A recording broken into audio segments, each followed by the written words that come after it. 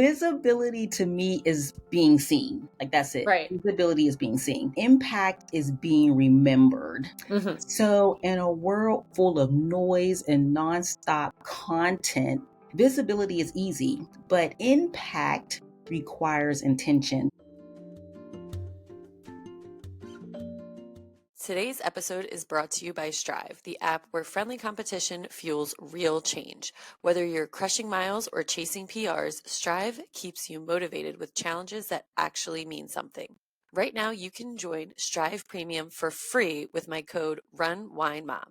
Head to strivecompetitions.com or download the app and start leveling up your goals today. Welcome back to the Running Wine Mom podcast. I'm your host, Samantha Cieslinski, aka the Running Wine Mom. Today's episode is one I've been so excited to share. I'm sitting with Orlana Darkins Drewery, a force in media, a visionary in youth development, and the founder of the Shyne Awards, a national platform that celebrates young people who are out here making real change. Orlana has gone from producing celebrity events to empowering teens to build confidence, take responsibility, and prepare for a future they actually feel ready for. We're going to talk about what kids really need from adults in their lives, how parents can have those hard but necessary conversations, and why pouring into the next generation isn't just important, it's urgent. Whether you're raising teens, mentoring youth, or just want to feel a little more hopeful about the world, this conversation will speak to you. So without further ado, let's welcome Orlana. Welcome. Thank you. I'm so excited to be here. And I am so excited to have you here. But before we get into all of the amazing things you are doing, to start each episode, we have our wine, and win of the week segment. This is where we share our favorite bottle of wine, vent about something that's been bothering us, and celebrate our recent victory. So grab a glass, take a deep breath, and let's get started. So Orlana, what is your wine, UINE of the week? So I would have to say, I'm not really a drinker, but when I do drink, it's Moscato. Okay, nice. We're getting into Moscato weather too. It's finally, well, it's still cold here, but like it's spring, right? And what is your WHINE of the week? So that would be, I don't like when people power trip over their title and they're mean or treat other people poorly. That's my WHINE of the week.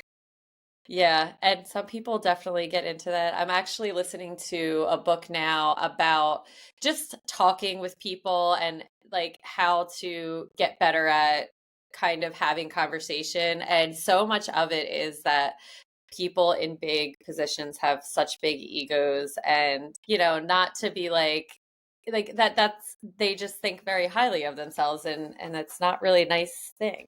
And then the other thing is, it's not even that you have to have a big position. Sometimes it's just the title. Yeah.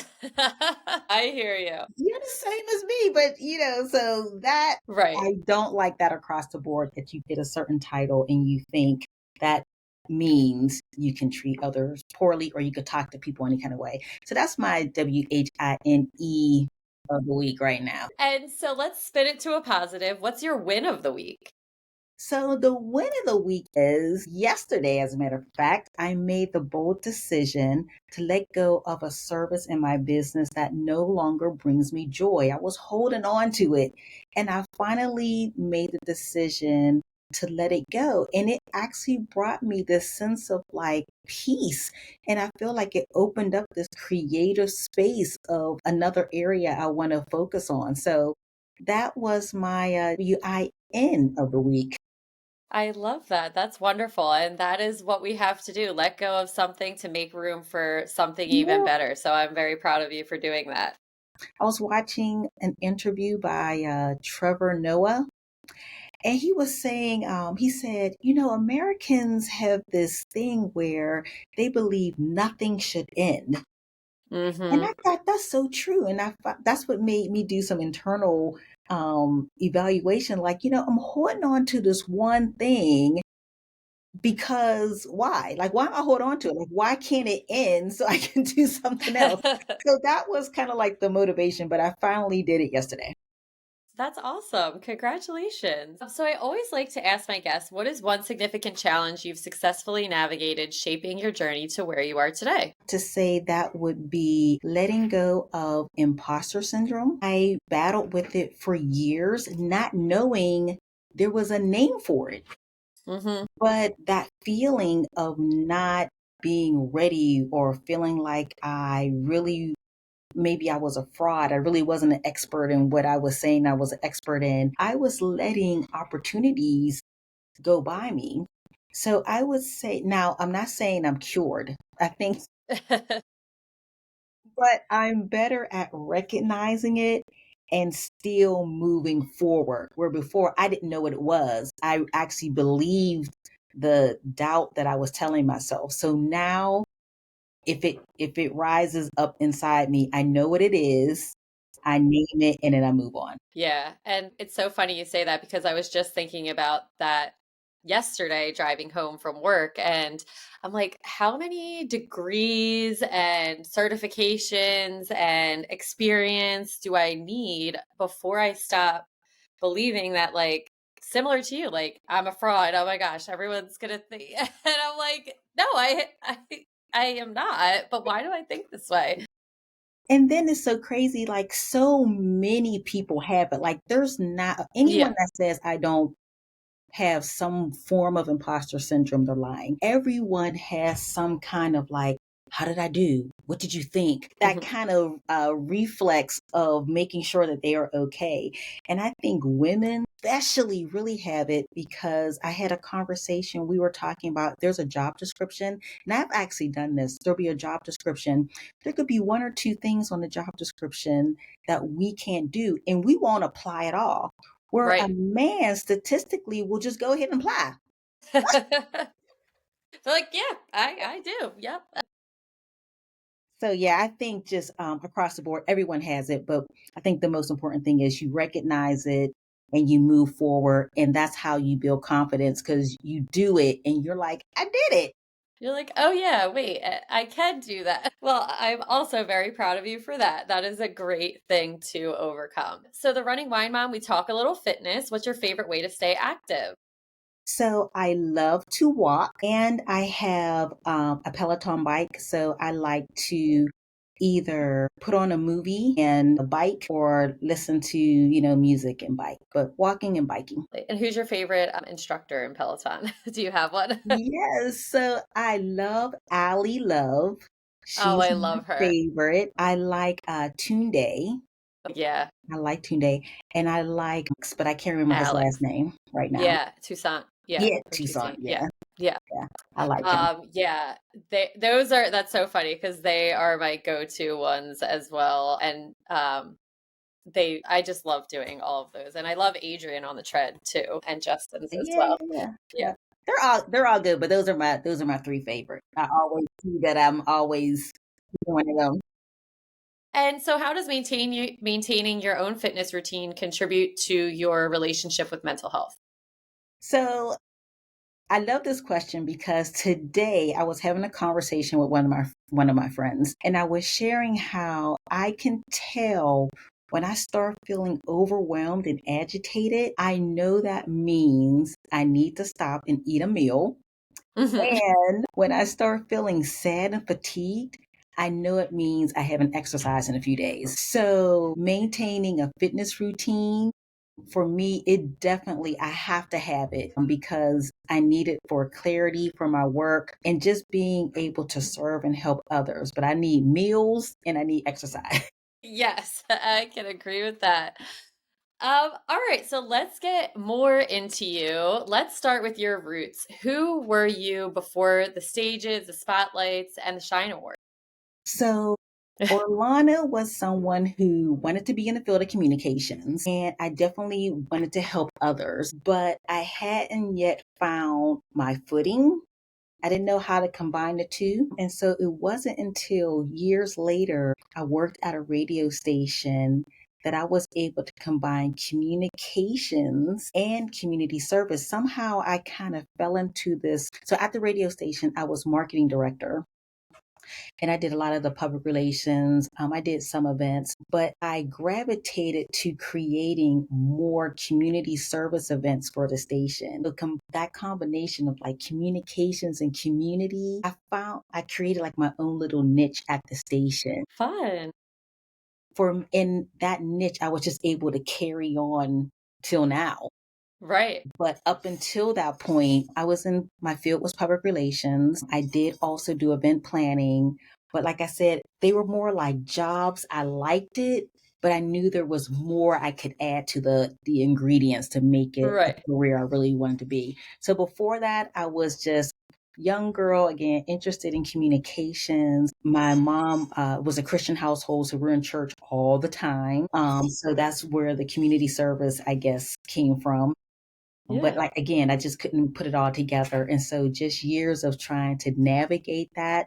How do I fulfill this need of sharing stories and helping others would come later. But when it did, it was a great mixture and I've been enjoying the ride ever since. I love that.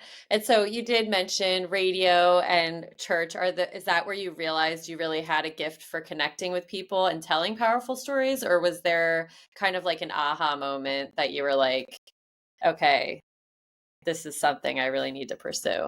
You know what? Actually, it was the president of a top public relations firm in our city that saw it in me. So at the time, I thought I wanted to be a journalist. Right. So my major was journalism, but I was in a meeting with a president again of a top PR firm, and he said, "You know what?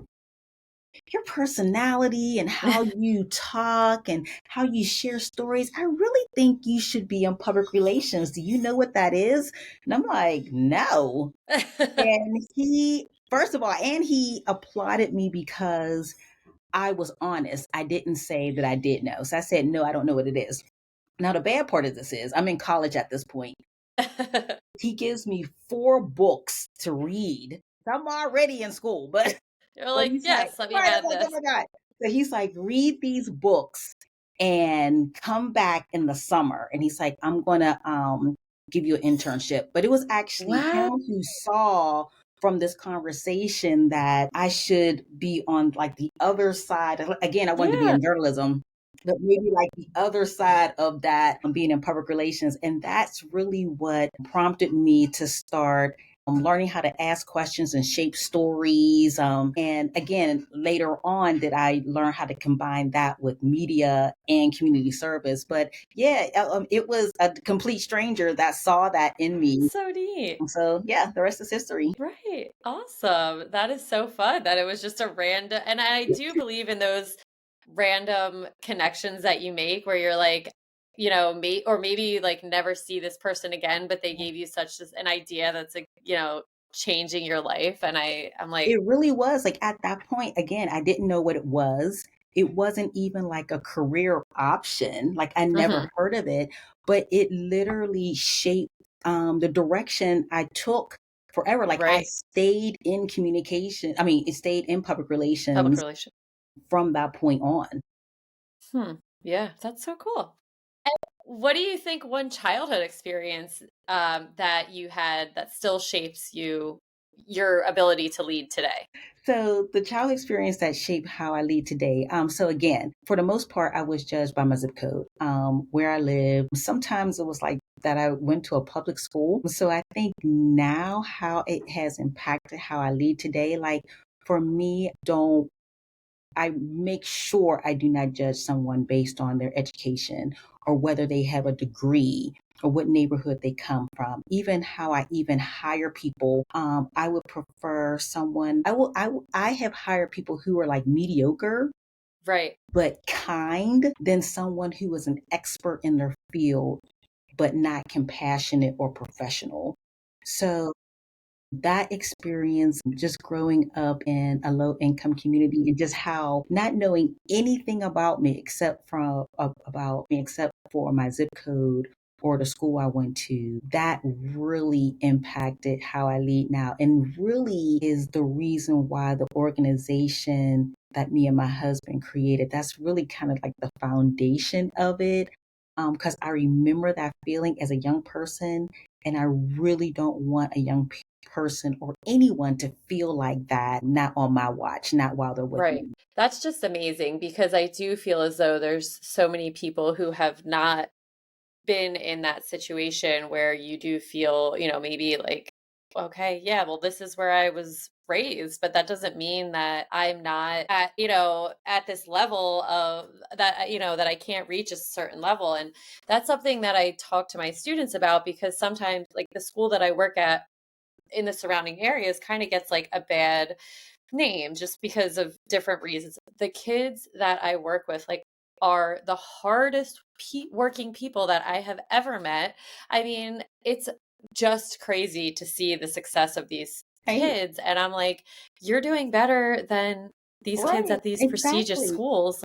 But just because you go here, like, people aren't going to give you, um, and so that was very eye-opening to me when I started working there about because I grew up kind of in the area and definitely had a little bit of that judgment going into the school. And now I'm like, no, these kids are like Exactly. top notch. And this it's amazing because for me at the time, I was always on honor roll. Again, I Right. was always in church. We were Mhm. always doing community service. So when I would share my successes, sometimes with adults, they would be so celebratory, like, "Oh, wow, this is great." And then somewhere in a conversation, it would be, "So where do you live?" And when I would tell them, it was like the whole Right. story, like Still. everything I said didn't matter at that point. So remembering that feeling, and that's kind of what has sustained us for so long in the Shyne Awards Foundation and hosting the Shyne Awards is recognizing those young people who aren't normally being recognized, that they're being overlooked and they're considered like more of the underdog. But yeah, so that has definitely affected how I lead, whether it's young people or adults. I don't want anyone to feel like they're not worthy, but but at the same time too, I would rather again hire someone who's mid-level, but they're nice, they listen, they're teachable, Yeah. It's important. versus you think you're at the top of your game, you can't hear anything else. Right. Well, that's great. And so you mentioned the Shine Awards. Can you tell the listeners about what the Shine Awards are and what was the moment that really sparked the idea to create such a wonderful thing? Yeah, so the Shine Awards is now, because it started off as a local endeavor, but it's now a national premier award ceremony that celebrates the accomplishments of young people anywhere in the world. The only requirement is that you are between the ages of 13 and 24. There are 9 categories, and young people can be nominated in one or more categories. And it was created just very briefly. The idea came from my husband, Darnell, and he at the time worked in school. So if you saw my husband at a school, it wasn't a good thing. He was more like a victim's advocate, Okay. responding to, negative things at the school. So if you saw him, wasn't good. But he was at a particular school to address a student who was engaged in negative activity. On his way to address that student, he passed, we'll say, a good student, quote unquote, a Right. good student. And the good student wanted to share something with them. And he was like, "I'm sorry, I don't have time. I have to talk to the student." And so the good student said, "You know what? I was thinking about committing a crime because my cousin did. And he got an apartment, they got him a job. Every weekend they take him to a baseball game. And I'm thinking about committing a crime." And my husband thought, "Oh my goodness, What? like crime does pay. Like, oh my gosh, like crime Yeah. does pay." And so at the time I was doing again public relations and events, but I was doing them for adults. And people at this time were paying me to do their programs. So I had not at this point started my own, like created my own event. So he kept saying, "You need to create an event that celebrates kids." And I'm like, I'm not doing that. Yeah. It I wasn't that I didn't think kids were worthy, but I never did my own event. Like I was comfortable with people paying me to do their event. right. I'm like, I'm not doing that. But 2 years went by. I ended up getting hired to be an event planner for a college prep program. And it was there that I would see students come in with like a 1.5, like they was just low. But by the time they went through the program, they would be graduating with a 3.5 or a 4.0. And that for me was, well, where's all the fanfare? There was Right. no fanfare for these kids turning their lives around. So that was when the Shyne Awards was born. That's great. And we were going to do it the one time just to prove a point. Young people are doing great things. And here we are. We're celebrating 16 years. Oh, congrats. 16 Thank years. That you. is huge. That is awesome. So many people talk about helping the youth, but you obviously actually built a platform that changes lives.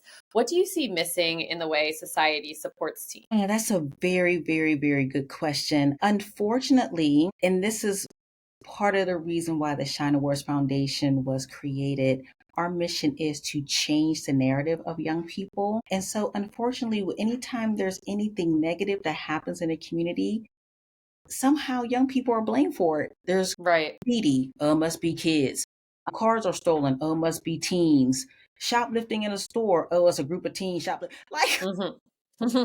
why is that So the true. go-to answer? Yeah, I know.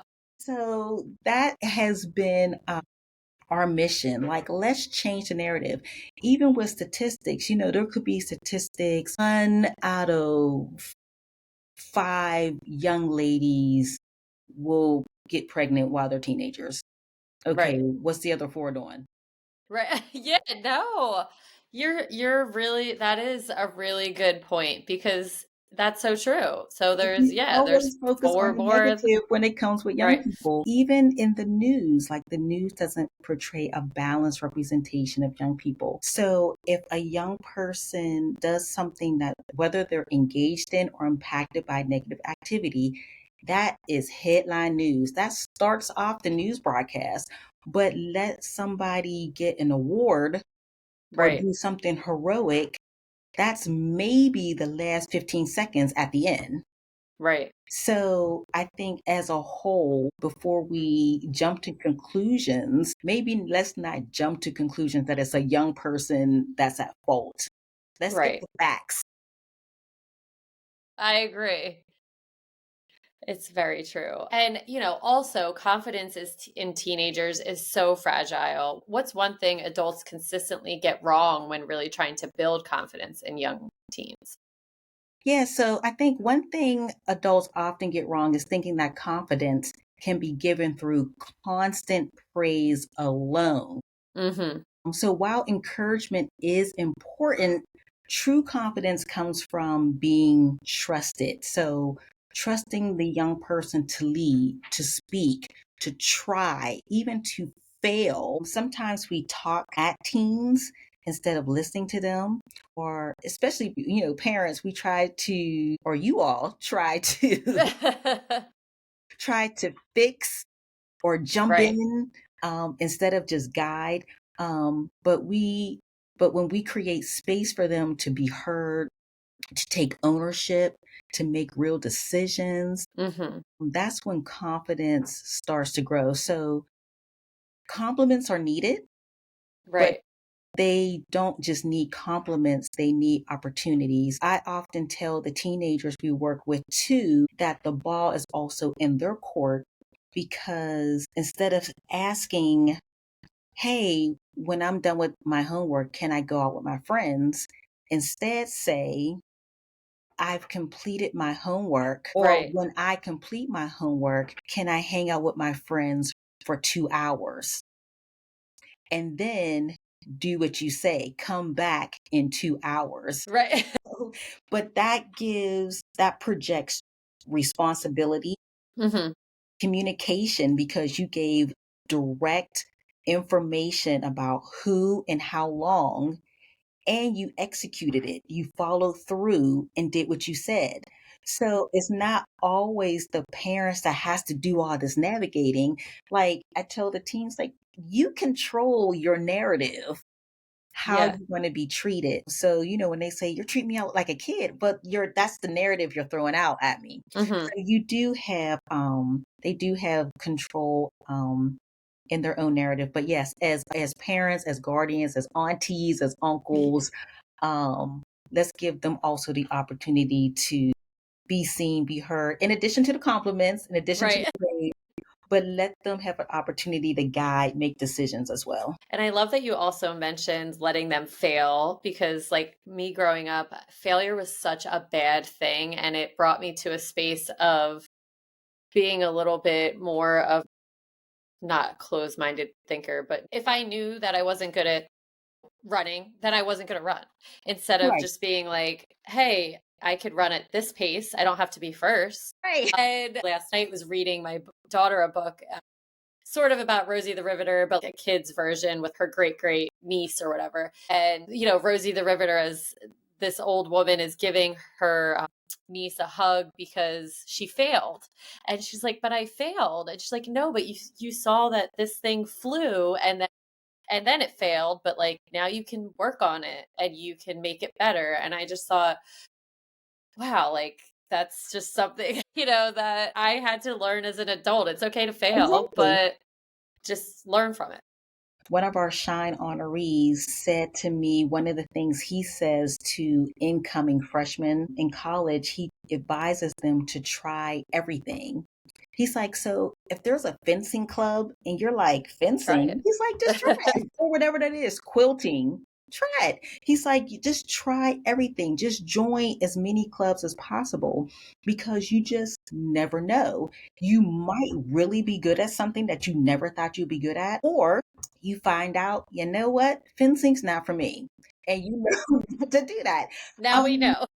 but don't be, and I thought that was really good advice because I think that's a nice way of easing into some, helping young people realize early on, it's okay to try things and like, no. And I think, also, I think we put pressure on young people to know what they want, what they're going to be now. What are Right. you going to be? What are you going to school for? Right.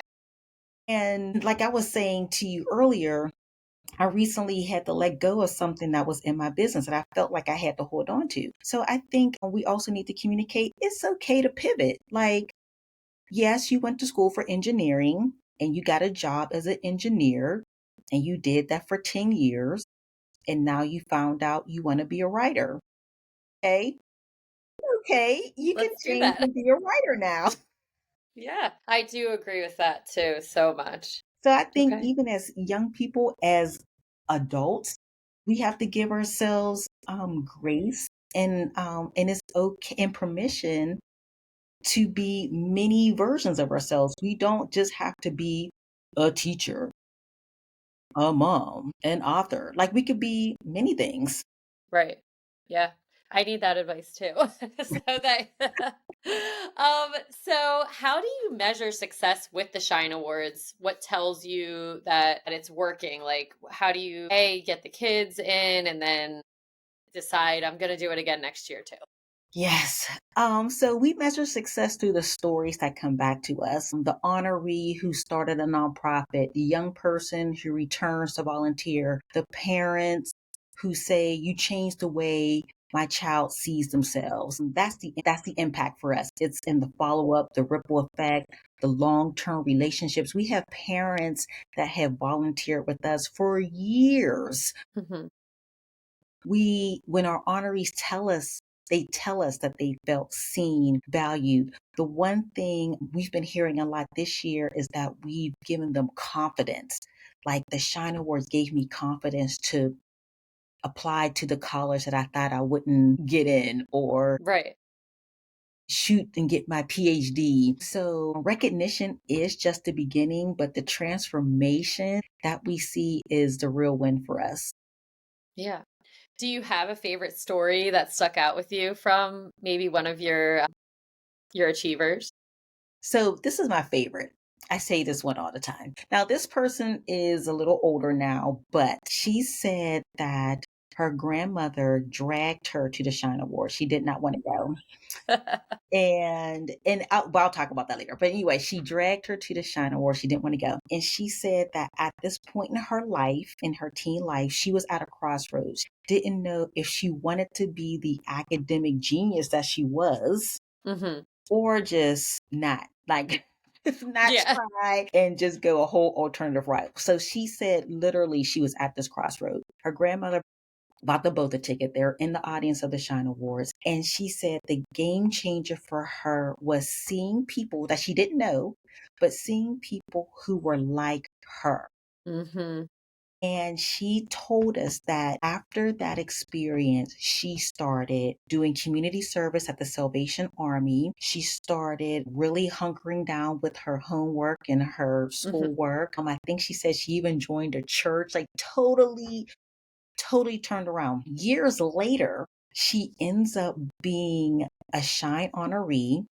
And at the time, she was the first to get this award. It was called the Renaissance Award. And it was for a young person who did make that complete turnaround. So that's my favorite story because that story told us, because we didn't even think about this, that we were so focused on honoring young people for their accomplishments. And we never thought of the impact that the Shine Awards would have on the audience. On the audience. So Yeah. young people that grandmothers, youth organizations would bring, siblings, how Right. the show would impact audience members. So that's my Yeah. all-time favorite story. That's great. And I love that it wasn't a award winner, at first. She Right, did, right. get it later, but that really does show. And that is what a lot of kids really need. And it goes back to the confidence is that they really need something to, okay, I can be like that. Hmm. Great. Let's get there. Right, exactly. And so we are going to get a little bit more into teens. What do you think is a tough but essential conversation every parent should be having with their teenager, no matter how uncomfortable it is?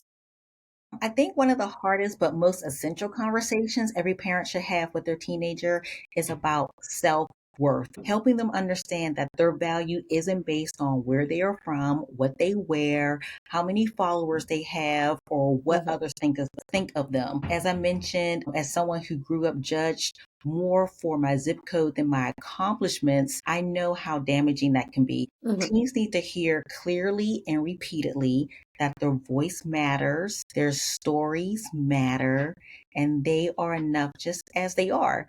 That Right. truth becomes their foundation when the world tries to tell them otherwise. Yeah. That's very true. Um, okay, so I'm thinking about with teaching, like time management, goal setting, money. Why do you think these basic life skills are not being taught early enough? Yeah, so I believe these life skills aren't being taught early enough because for too long, we've focused on, in my opinion, on testing instead Hmm. of preparing young people for real life. As you know, because you're a teacher as well, there are many schools that are under resourced and overwhelmed. And in communities, and in some communities, survival takes priority over strategy.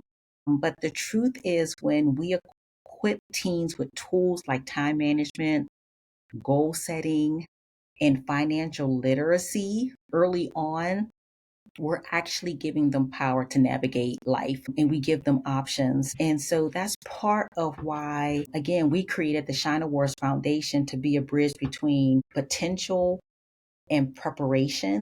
Yeah, We believe our young people deserve both. and they really do. Hmm. So, what advice would you give to a parent who feels like their teen isn't listening or isn't engaging? So, first, I would say take a breath and know Or me, too, all right. 200 kids I see during the day that are high school. Right, whether you're a parent, teacher, what you want to do with kids, first take a breath. I would say second, know that you're not alone. Teenagers are navigating so much emotionally, socially, and mentally. And I think sometimes we interpret their silence as defiance, and it's not. They're probably just overwhelmed. Hmm. So my advice is to stay consistent, keep showing up. Even when it feels like they're not listening, they're definitely watching.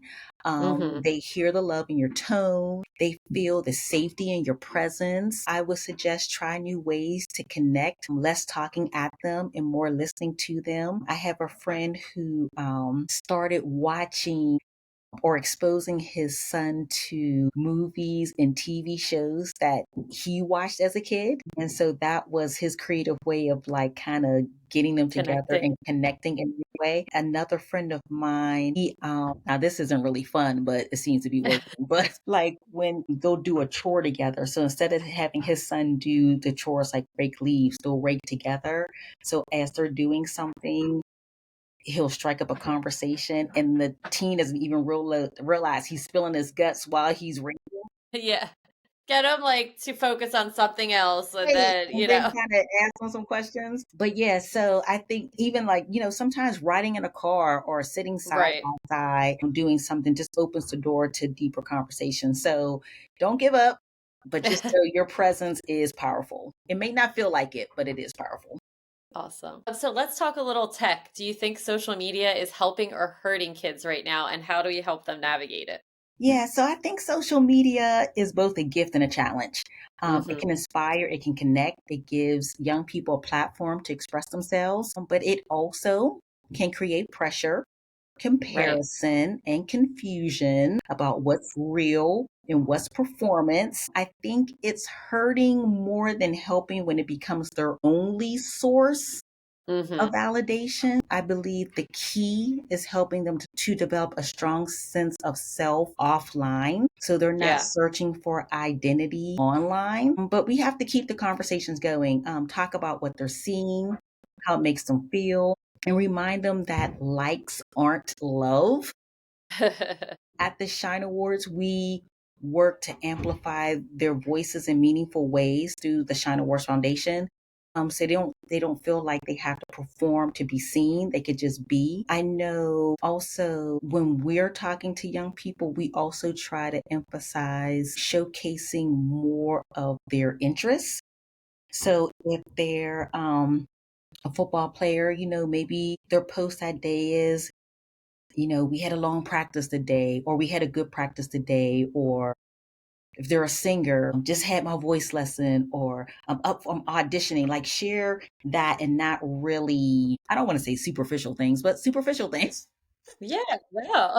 And the reason why we say that too, because employers now, even if they're up for internship later, it's becoming less and less that they're asking for your resume first. Right. They're asking kids, especially if they're in sports, like what social media are you on? Right. So that's actually becoming more of a resume. So we're encouraging kids to post their interests. And again, it could be ice cream with their friends, or again, they're up for a part, or they have rehearsal, or they're out to dinner with, but just kind of showing a balance of family, school. It's not a place to vent. You don't want to put all your business out there. Right. So I think like with any tool, I mean, we could say the same thing about cell phones. With like, Yes. what's the good or bad about a cell phone? Anything has a good or bad. But if we could talk to them about it, why they want to be on social media, what's the draw for them, and teach them how to use it in a positive and strategic way, I think that will go a long way. Yeah, that's great advice. So you do so much. In your opinion, what do you think the difference between visibility and impact is, and which one do you think matters more? So, as you know, my foundation job is public relations. Yeah. Visibility to me is being seen. Like that's it. Right. Visibility is being seen. Impact is being remembered. Hmm. So, in a world full of noise and nonstop content, visibility is easy, but impact requires intention. Of course, we always want to choose impact. And that goes to my answer before with the teens we worked with at the Shyne Awards Foundation. Again, we try to guide them early on, like use your social media for impact. Like, let us see what you're working on. Let us see your goals, your dreams. So I want the work I do and the words I say and the lives we touch through the Shine Awards Foundation to mean something. And so that's what we want for the kids. They may not always be in the spotlight, but when they move or in how they post their movement, we want it to have purpose. And that impact lasts far more than just being visible. Right. That makes sense. Yeah. Yeah, totally makes sense. So for For a person listening who wants to make a difference but doesn't know where to start, what would you say, where can they look to really begin to make a difference? Whether Yes. they're a teen or an adult.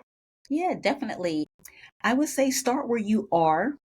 Use what you have, do what you can. Making a difference isn't always about doing something big, doing something flashy. Not everyone has the resources to create a Shyne Awards, right? Right. So start where you are, use what you have.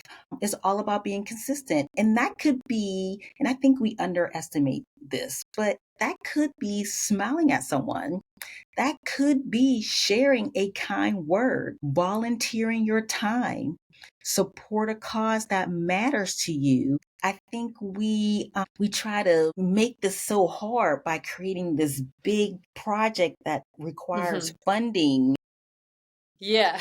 And it's really like the small things. There was a school here in Pittsburgh, Pennsylvania. They did a program where if a teacher or an administrator saw a young person doing something good, they rewarded them with something. Yeah. And that would became like a school campaign. It could be something at a church where quarterly or yearly you award young people for something. Or again, I mean, again, just using your resources. Right. Yeah. But I think And it is we think it has to be this national grand thing, something that has to go viral. right. Yeah, that's what I was going to say. That's exactly what I was going to say. With social media, it is really hard for even as, again, as an adult to recognize the things that you're doing are impactful if they're not this grandiose Right. thing Yeah, and like, everyone, like it millions of doesn't people. matter if it didn't go viral. Yeah, I know. Meanwhile, the young people around you they're right there looking They're to right be there. Yeah. acknowledged, right? And you're trying to make a name for yourself and what you Hmm. did. So, but yeah, definitely do something within your means. This really touched me. I had a phone call and the person said that a teenager told them they just want a hot meal and a hug. Yeah. And Like, it's that so simple. it doesn't have to be flashy. It doesn't have to be star-studded celebrity attention, but I think just letting people know, I see you, Right. I hear you. That sounds like an interesting idea. Okay, let's try it. It's really the small things that really have the impact. And again, it goes back to your original question, the difference between visibility and impact. Are we looking for visibility when we say we want to help kids? Right. Or Or are we are looking? we really trying to make an impact? Right. Yeah. Again, I don't think everyone has to create the star-studded award show, but maybe it is providing kids with meals. Maybe Yeah. it's a winter coat drive. Yeah. I don't know. For sure. But impact far outweighs just being seen Yeah. doing something. Yeah. So you do so much. You're very busy, and not only busy in the sense of like your calendar is full, but obviously emotionally, a lot of this takes an impact on you. What does rest look like for you? Be honest, you actually rest? So you know what? I had to learn how to rest. It's hard. Still Yeah, learning. I had to learn how to rest. I always felt like if I was like I felt guilty resting. Hmm. Like I have to be doing something. Something needs to be written about something. I don't know what, but I need to write it. I literally, anytime I sit down, I'm like, okay, what's on my to-do list that I could be doing instead of sitting here? So yeah, I definitely had to learn to rest. So I do rest now. So rest for me now, it does start in the morning. Hmm. I do get up early simply to soak in silence and I drink a glass of water Hmm. and I drink a cup of coffee and then I read a scripture. I might listen to a motivational video, but that's kind of like my rest for me. And then the other thing that I've done or started doing, I've started protecting my time more fiercely. So I'm the person that if you text me at 11 p.m., I'm responding. You Right. got a problem? I'm on it. And I had to really pull back from that because people just get comfortable with that. They expect you Right. to be around. So I now put my phone on do not disturb. I mean, unless it's a legit emergency, but if it's a question that could wait in the morning or I'm not Right. doing that anymore.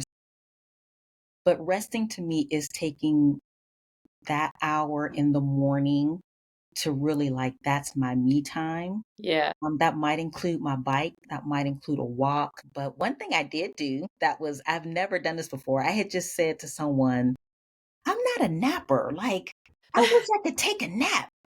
And I took the best nap last Sunday. It was I love that. Sometimes a good, like, little midday nap is just like so comfortable. but yeah, but that's what resting looks to me every day, and I've started incorporating it mostly in the morning before the rest of the world wakes up and it Yeah. becomes really busy. What But do you that's do to that's rest? I know it's your podcast.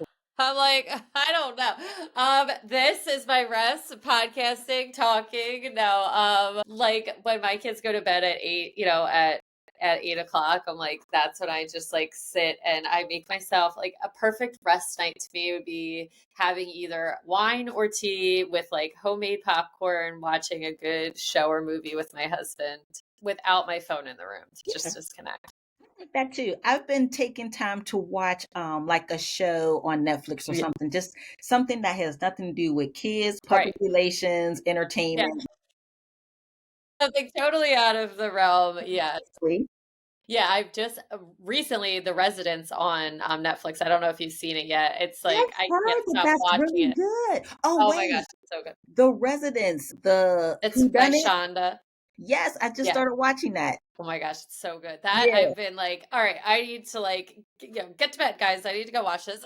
yeah. Me and my husband started watching it too. It's really good. So I'll think of you when I turn it on. I'm like, I Yeah, wonder if Samantha's watching this right now. yeah. Tonight at 8, I might be that or White Lotus. I'm not sure. So if you could have dinner with 3 young people that you've honored over the years, what is something that you would ask them? Okay, so I'd ask them, how are you really?